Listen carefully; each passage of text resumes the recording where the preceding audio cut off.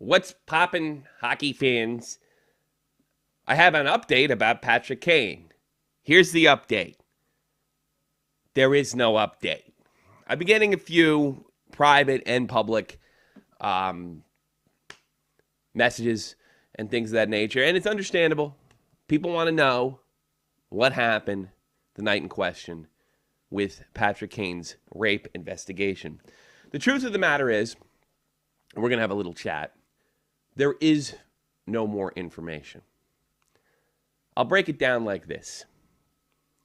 Patrick Kane took two women back to his house.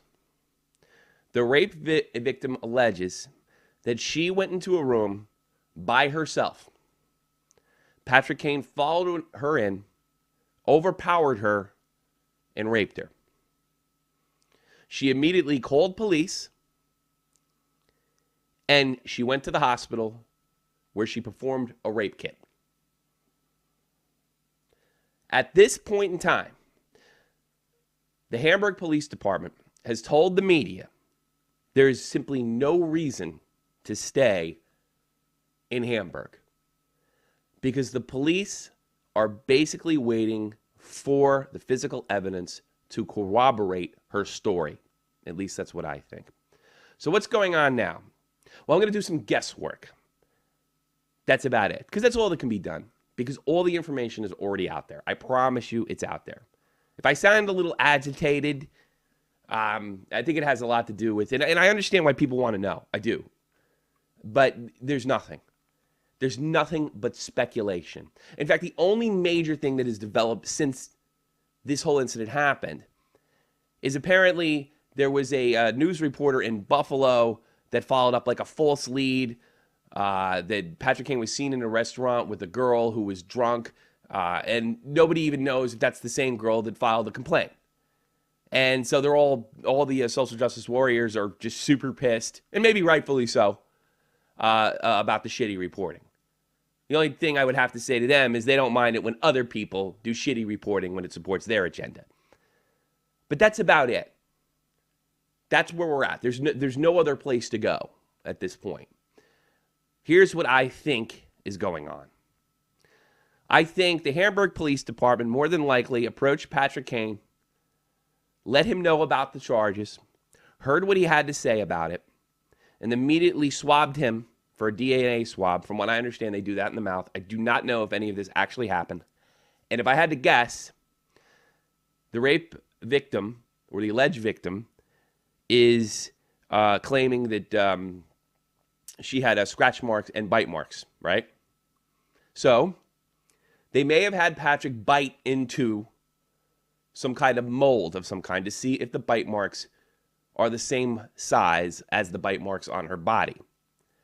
If she fought back, they probably took DNA samples from her fingernails.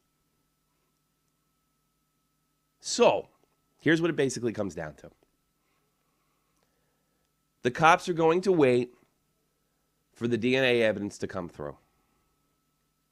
You might be asking yourself, is it over if Patrick Kane's DNA is in or around her body?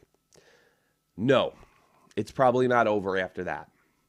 If Patrick Kane's DNA does show up in this kit, it's not necessarily it's over for Patrick Kane. He raped this girl. He's going to prison.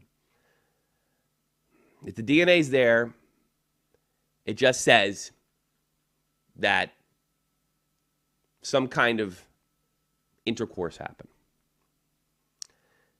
If the rape kit comes back and her bite marks are really deep, her scratches on her leg are really violent, and along with the DNA evidence, there is vaginal bruising that is consistent with the sexual assault, ladies and gentlemen, Patrick Kane is a rapist, and this will be a long case because he has the money to drag it out, but it will pretty much be game, set, match.